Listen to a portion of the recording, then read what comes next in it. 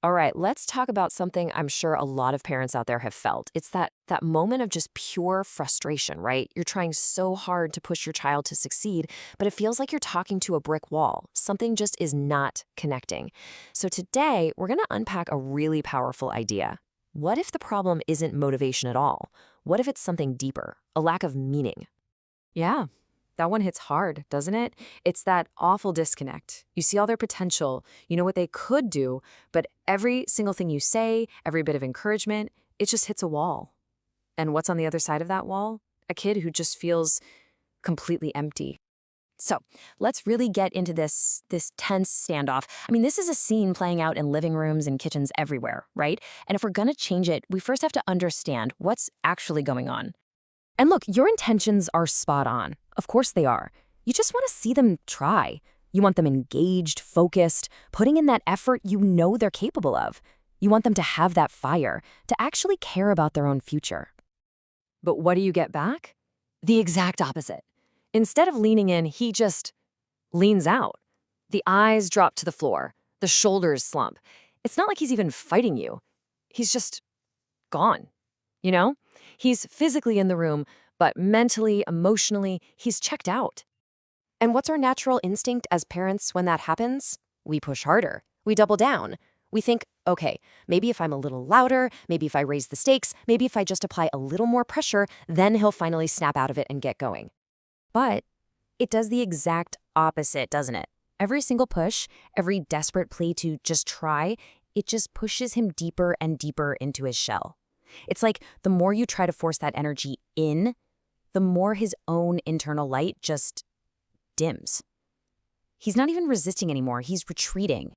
This whole cycle, it leads pretty much all of us to a really common and honestly a pretty damaging conclusion. We see the behavior and we slap a label on it. But what if that label is totally, completely wrong? So, what's our diagnosis? Simple. We look at this withdrawn, unresponsive kid and our brain just screams, lazy. He's just being lazy. It's easy. It makes sense. But the reality? Well, it's a lot more complicated and a lot more heartbreaking. It's not laziness. It's emptiness. He isn't choosing not to act.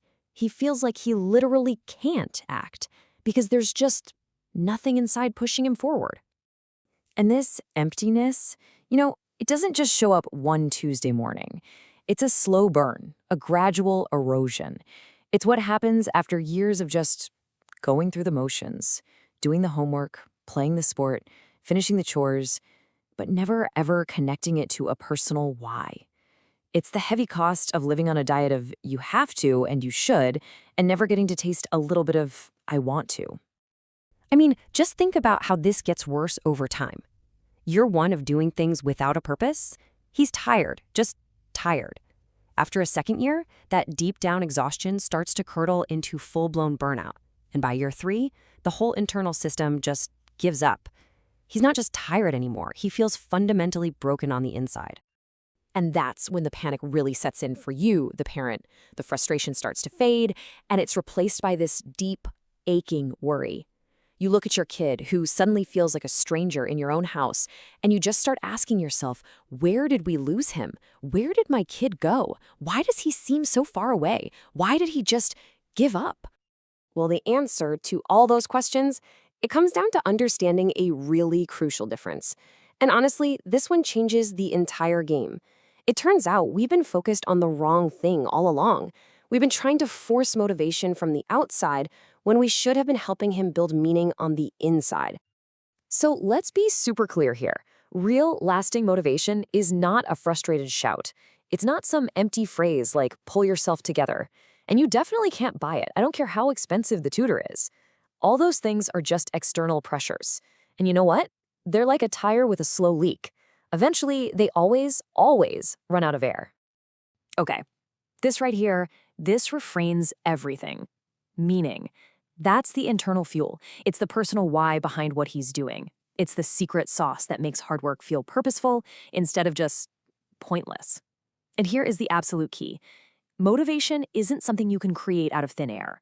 It's a byproduct. It just naturally appears wherever meaning already exists. Okay, so If we can't force motivation from the outside, then what do? How do we help them build that meaning from the inside? Well, we have to stop trying to give them these little one-day shots of inspiration. Instead, we need to help them build a system that generates its own energy. And this is what that system looks like. It's this amazing, powerful cycle that we can help them start. It all begins with thinking. And I don't just mean what to think, I mean how to think. Helping them break down problems, ask good questions, connect what they're doing to stuff they actually care about. That kind of real thinking, it naturally fuels attention. And when their attention is truly focused because they're genuinely into it, what happens? They start to see real results. And seeing those results, even tiny little wins, that's what builds that internal strength. See how that works? It's a self-perpetuating engine. We can help them get it started, but pretty soon, they're the ones running it. So I want to leave you with this one big thought. For years, maybe decades, the big question for parents has been, how do I motivate my kid? But what if? What if that was always the wrong question to be asking? What if we just completely shifted our focus and instead of asking how to motivate, we started asking, how can I help my child find and build his own meaning? Because the answer to that question, well, that might just change everything.